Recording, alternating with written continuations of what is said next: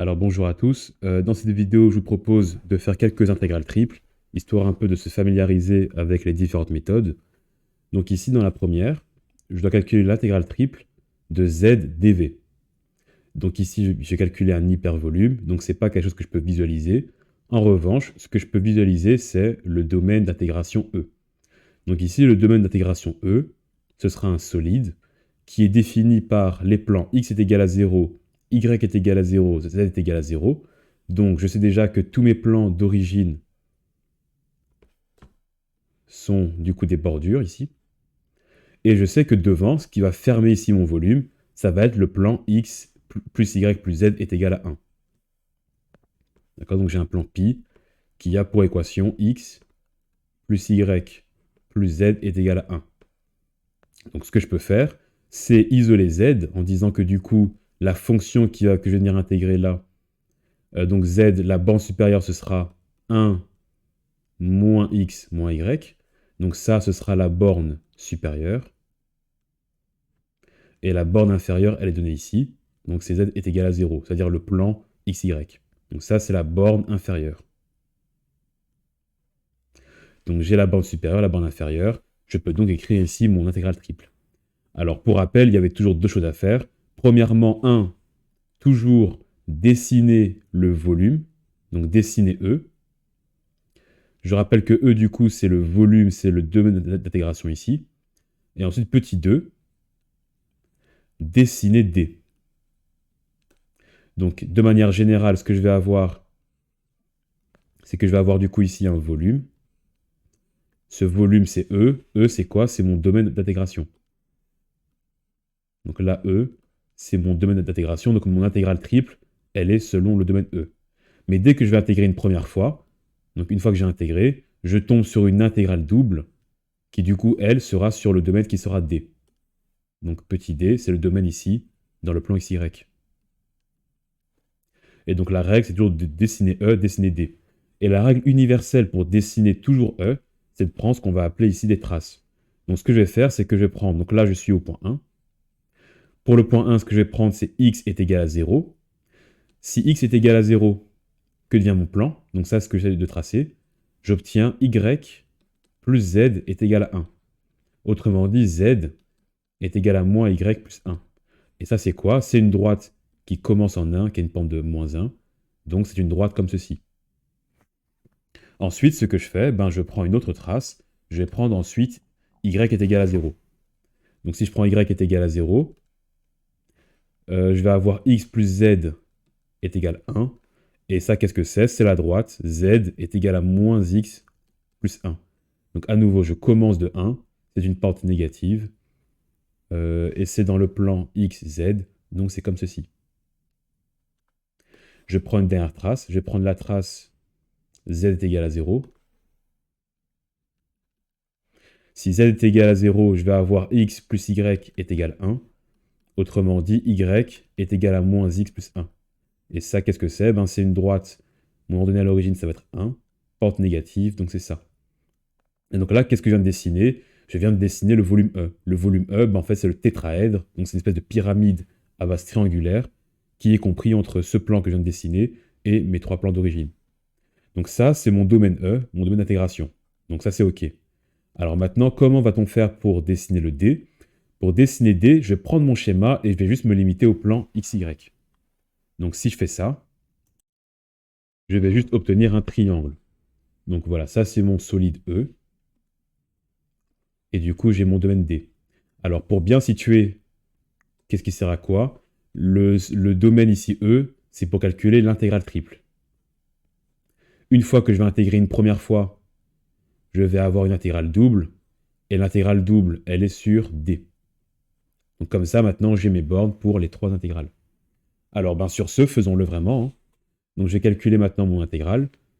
Donc, c'est une intégrale où je vais avoir du z, du y et du x. Donc ça, c'est mon élément dv, parce que je suis en cartésien. Et attention que je dois bien intégrer du coup z, c'est l'énoncé qui me le demande. Donc je commence, je sais que z, il part de z est égal à 0, c'est-à-dire le plan, ici, le plan xy. Donc ça, c'est le plan xy. Et il part jusque jusqu'au plan z est égal à 1 moins x moins y, c'est le plan ici en jaune. Donc ça, c'est mes bornes en y. Ensuite, pour avoir les bornes qui suivent, là, je dois regarder mon schéma qui est à droite. Je vois que y, il part de y est égal à 0, donc c'est la droite qui est ici, la droite des x, jusque la droite, y est égal à 1 moins x. Je rappelle que cette droite-là, on l'avait trouvée grâce à la trace z est égal à 0. Donc si vous le faites, vous tombez sur ça. Donc ça, c'est ma borne supérieure. Et donc y, il part du bas et il monte jusqu'en haut. Donc en haut, je vais avoir 1 moins x. Et pour finir, x, ben, lui, c'est des bornes classiques. Il va varier de 0 jusqu'à 1. D'accord? Donc x varie de 0 à 1. Et maintenant, j'ai juste calculé mon intégrale par itération. Je calcule une première fois la première intégrale, celle qui est en dz. Donc je vais avoir z au carré sur 2. Je remplace par les bornes. Et du coup, je me retrouve avec une intégrale double. Alors attention que du coup, avant, j'avais un élément dv. Maintenant, je me retrouve avec un élément dA. Ensuite, je dois juste remplacer ici par les bornes. Donc je remplace par 1 moins x. Donc je me retrouve avec 1 moins x moins y, le tout au carré sur 2, que je vais devoir maintenant intégrer par rapport à y. Donc attention, par rapport à y, x est une constante. Donc si je l'intègre, en fait, ça revient à intégrer u à la puissance n. Donc on se souvient que l'intégrale de u à la puissance n, ça va être u n plus 1 sur n plus 1. Alors attention que ici, mon u, c'est ceci.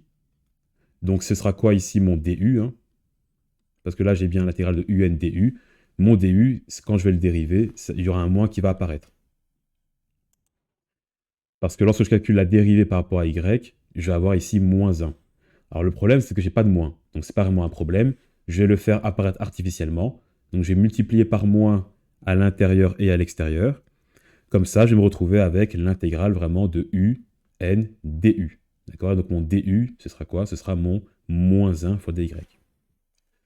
Voilà, donc ça c'était un peu comme au Q. Hein. Donc ici, c'est une intégrale relativement simple. Et donc j'intègre maintenant. Donc ça me fait u à la puissance 3 divisé par 3. Ensuite, pour continuer, j'ai juste à intégrer, à remplacer par les bornes. Donc ici, je sais que ce sera u à la puissance 3 sur 3, parce que c'était u au carré que j'avais. J'avais bien le du grâce au moins. Donc le moins, attention de ne pas oublier de le recopier. Hein. Et là, j'oublie pas aussi le 1,5, qui était là bien avant. Donc maintenant, qu'est-ce que je fais? Je remplace par les bornes. Donc c'était une intégrale en y. Donc y, je le remplace par ceci, moins la même fonction où je remplace y par 0. Donc attention à ne pas oublier aussi la borne inférieure. Si je remplace y par ce qu'il y a en haut et par ce qu'il y a en bas, je tombe à la fin sur 1 moins x le tout au cube. Et là, ben, c'est une intégrale un peu comme au Q1. Donc ici, c'est la même idée. Ici, j'ai l'intégrale de u à la puissance 3. Le problème, c'est que mon u, c'est ceci. Donc si je veux avoir un du, attention que quand je vais faire mon dx, ici, il va y avoir un moins qui va apparaître. Donc à nouveau, donc si je le fais, je dois faire fois moins à l'extérieur, fois moins ici. Comme ça, ici, mon moins 1 fois dx, c'est bien mon du. Donc je vais l'écrire comme ça d'ailleurs, c'est beaucoup plus clair. Donc je vais dire que moins 1 fois dx, ça c'est mon du du coup. Donc j'ai bien l'intégrale de u à la puissance 3 du, donc ça me fait u à la puissance 4 divisé par 4. Et donc idem, ben voilà, si j'intègre donc et que je remplace par les bornes, attention de bien remplacer par la borne du haut moins le tout remplacé par la borne du bas, j'obtiens à la fin 1/24e. Et donc ça ici, c'est mon hypervolume que je viens de calculer. Pour le prochain exo, ce que je vous propose, c'est de calculer une autre intégrale triple, sauf que là, je remarque qu'au niveau des bornes, j'ai plein de racines et de carrés. Donc, vous le verrez avec l'habitude, mais moi, je vois directement qu'il faut passer soit en coordonnées cylindriques, soit en coordonnées sphériques. Parce qu'avec Pythagore, je sais que lorsque je vais avoir x au carré d'un côté et y carré de l'autre, donc là j'ai x, là j'ai y, et ben je sais que x au carré plus y carré, c'est simplement r au carré. Donc partout où je vois des sommes, ben moi ce que je vois, c'est que ça va donner juste des rayons grâce à Pythagore. Donc voilà, ça c'est un élément de réflexion que je garde dans un coin de ma tête. Alors la première étape, d'abord je vais m'intéresser à mes bornes. Parce que les bornes, elles vont me donner ici une indication sur le domaine d'intégration. Donc maintenant, ce que je vais faire, c'est que je vais m'intéresser uniquement à ceci. Donc qu'est-ce que je vois? On va décortiquer ça. Je vois que z, il part de racine de x carré plus y carré, et il va jusque le plan z est égal à 2.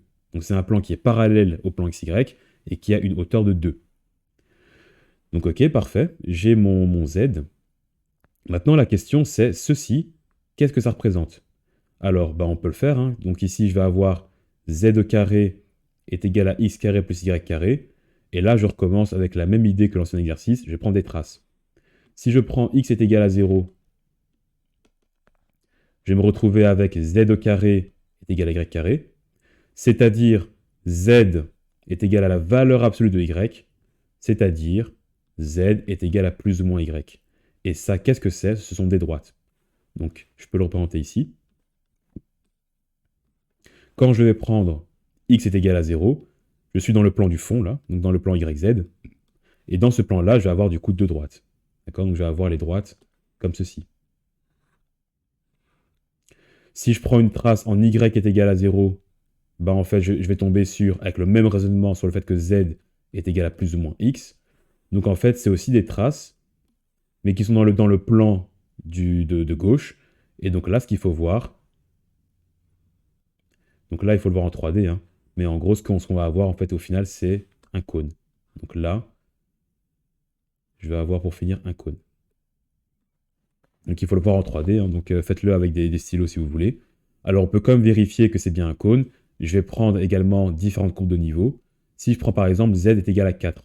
Donc en fait je m'intéresse à qu'est-ce qui se passe si je prends en fait z à une hauteur de 4. Qu'est-ce que j'ai? Donc je vais avoir 4 carré est égal à x carré plus y carré. Et ça c'est quoi? C'est un cercle de rayon 4. Donc effectivement j'ai bien un cône.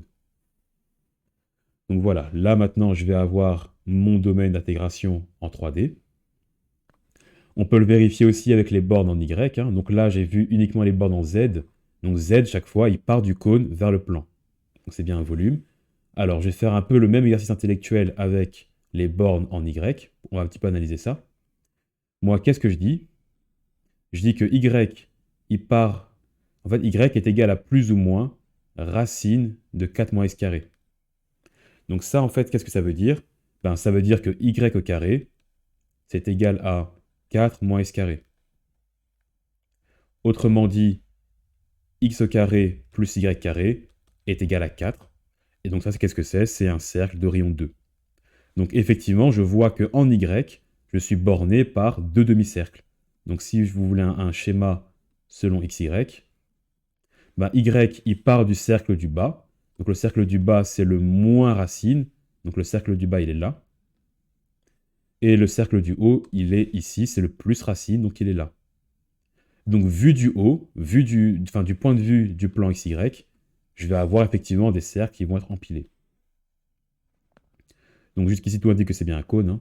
Et alors, x varie entre, du coup, moins 2 et 2. Oui, c'est logique. Si j'ai un cercle de rayon 2, effectivement, ça veut dire que x, il part de moins 2 jusque 2. C'est bien ça qui est écrit ici. Maintenant, j'ai tout ce qu'il me faut. Hein. Je vais pouvoir calculer mon intégrale. Et donc, comme je le disais, j'ai un truc ici circulaire. Je vais passer en coordonnées cylindriques. En fait, un truc qu'on peut observer, c'est que quelque part, un cône, en fait, c'est comme si j'avais plein de cylindres qui étaient empilés. Donc en fait, je vais dire qu'ici, je vais utiliser un cylindre. Donc je vais avoir un rayon R, un angle θ, et juste une hauteur ici en Z. Donc mon cylindre, il a une hauteur de Z, un rayon R, et θ qui va être 0 à 2π. À la fin, j'ai bien du coup un cône. Donc un cylindre quelque part, enfin un cône, pardon, c'est un cylindre déformé. Du coup, concrètement, qu'est-ce que ça va donner? Alors, il faut se rappeler que pour faire un passage des coordonnées cartésiennes vers les coordonnées cylindriques, donc en x et y, c'était un peu comme des coordonnées polaires, mais en coordonnées cylindriques, il y a une dimension en plus qui va se rajouter. Alors attention, quand je parle de R, je parle du rayon qui part de Z perpendiculairement jusqu'à la surface. À ne pas confondre avec les coordonnées sphériques, où le rayon R, ρ, il partait de l'origine vers du coup la surface à l'extérieur. Donc attention, c'est pas du tout le même R, même si les formules se ressemblent. Donc là, c'est pas un rayon qui part de l'origine, c'est un rayon qui part chaque fois de l'axe des Z et il est perpendiculaire. Donc en XY, vu de haut, j'ai bien un cercle. Donc ça, je rappelle que ce sont les équations paramétriques d'un cercle. Donc si vous ne le voyez pas, c'est juste de la trigonométrie, hein. Donc un cercle, il est comme ceci. Je vais avoir mon rayon R, mon angle θ. Donc X, c'est bien R cos θ. Y, c'est bien R sin θ. D'accord? Donc c'est juste de la trigonométrie de base. Et alors, là, il ne fallait pas se tromper, c'est que mon élément de volume de la somme de Riemann, ben, c'était longueur fois largeur fois hauteur. Donc j'ai bien dr. Attention que là, j'ai R dθ. Hein, c'est bien le rayon fois l'angle, fois dz. Donc là, j'obtiens du coup mon élément de volume dv. Donc maintenant, tout est prêt pour que je puisse faire mon changement de variable. Donc, maintenant, il faut trouver les bornes. Alors, qu'est-ce que je vois? Je vois que mon rayon, le plus petit rayon que j'ai, c'est 0. Il est en bas d'ailleurs. Et le plus grand rayon que j'ai, il est en haut. C'est 2. Donc, ici, je sais que mon rayon va varier de 0 jusqu'à 2. Mon angle θ, il fait un tour complet. Donc, θ va aller de 0 à 2π. Et z, alors il faut voir dans l'énoncé ce qu'on nous dit. On nous dit que, enfin, je le vois, pardon, ici, qui va jusque z est égal à 2. Donc, il part du cône et il va jusque z est égal à 2. C'est ça mon z. Donc, z, il part du cône et il va jusque 2. Donc, maintenant que j'ai mes bornes, grâce au schéma en bleu, je peux enfin commencer à calculer mon intégrale. Donc là, je vais avoir la borne inférieure qui sera bien égale à R. Donc pourquoi? Parce que je vois dans mon énoncé que ça va jusque racine de x carré plus y carré. Je répète que x carré plus y carré, je vois grâce à Pythagore, donc là j'ai x, là j'ai y, que c'est bien R au carré. Et donc si j'ai la racine de ceci, ça fait bien juste du coup R. Donc je pars de R, il est là, jusque 2. Ça c'est ma borne du coup en Z. Et pour le reste, comme j'ai expliqué, donc R va varier de 0 à 2, et θ va varier de 0 jusqu'à 2π. Alors là, j'obtiens une première intégrale à effectuer. Alors ici, ce qu'on peut remarquer, c'est que θ, bah en fait, l'intégrale peut être séparée, puisque dans mes bornes, j'ai pas de θ, et au niveau même de ma fonction, ben, ma fonction, elle ne dépend pas de θ. Je veux dire, c'est pas comme si j'avais par exemple sinus de θ plus r. Là, je ne peux pas séparer parce que dans mon sinus, j'ai ici deux variables. À partir du moment où tout est indépendant, ben, en fait, mon intégrale en θ, je peux la séparer. Donc je me retrouve ici avec dθ et l'intégrale de 0 à 2π qui vont me séparer. Hop. Et là, du coup, qu'est-ce qu'il me reste? Une intégrale double. Donc l'intégrale double en dz et en dr. Donc d'abord, je vais intégrer par rapport à z. Donc r est une constante. Donc je vais juste me retrouver avec l'intégrale de r cube. Donc r cube est une constante qui sort de l'intégrale. Et il me reste quoi? Juste z. D'accord? Parce que l'intégrale d'une constante, c'est juste z ici. Donc maintenant, je vais remplacer par la borne du haut moins la borne du bas. Donc je me retrouve avec 2 moins r. Donc là, j'ai plus de z. Hein. Maintenant, je vais juste devoir intégrer selon le rayon. Et donc, quand j'intègre tout ceci, ça me fait 16/5 fois pi. Donc voilà, ici, l'élément central de la réflexion, ça a été de remarquer que j'avais du x au carré plus y carré. Dès que je vois ça, moi, je sais que je dois passer probablement en cylindrique. Alors, je propose de voir une toute dernière intégrale. Ici, on vous demande de calculer l'intégrale triple sur b. On vous donne la fonction, du coup, f qui dépend de x, de y et de z. Et on me dit que B, c'est quoi? C'est une boule unitaire. Donc c'est une sphère de rayon 1. Alors là, dès que je vois que c'est une sphère, je vais passer en coordonnées sphériques. Donc, pour passer en coordonnées sphériques, on avait besoin de deux angles. Un angle θ qui définissait la rotation par rapport à l'axe des x, et un angle φ, la rotation par rapport à z. Et avec du coup le rayon, on était capable d'avoir la coordonnée x, y, z. Alors, donc pour rappel, le z c'était toujours le plus facile à avoir. Donc z, ici, qu'est-ce que je vois? Je vois que c'est juste r fois cos phi. Donc c'est r cos phi. Là où c'est un peu plus délicat, c'est pour le x et le y. Donc ici, je peux avoir la longueur, ici en bleu ciel, je sais que ce sera r fois sinus phi. Et maintenant, ce r sin phi, je vais pouvoir le projeter. Je vais le projeter en x grâce au θ. Donc je vais avoir r sin phi fois cosinus θ. En y, je vais le projeter de l'autre côté. Ça va me faire r sin phi sinus θ. Et attention qu'il me faut aussi un dv. Alors le dv, je vous renvoie du coup à la vidéo synthèse, mais en gros c'est r carré sinus phi fois dr dθ dφ. Et donc maintenant mon x, y, z, je vais le remplacer ici dans ma fonction. Et le dv, du coup, attention, va devenir l'élément de volume ici. Donc maintenant, j'ai tout ce qu'il me faut. Alors, au niveau des bornes, qu'est-ce qu'on me dit? On me dit que c'est une sphère de rayon 1. Alors, si c'est une sphère, ça signifie... Alors, j'ai plusieurs possibilités. Moi, ce que je choisis de faire, c'est de faire aller θ de 0 à 2π. Donc, comme ça, vu que θ varie de 0 à 2π, je vais déjà avoir ici un cercle en xy. Et maintenant, mon phi, il va aller de 0 jusque je réfléchis, jusque pi. Alors, je vais le dessiner correctement, attention. Par convention, le phi est égal à 0, il est ici. Donc c'est plutôt dans le plan xz.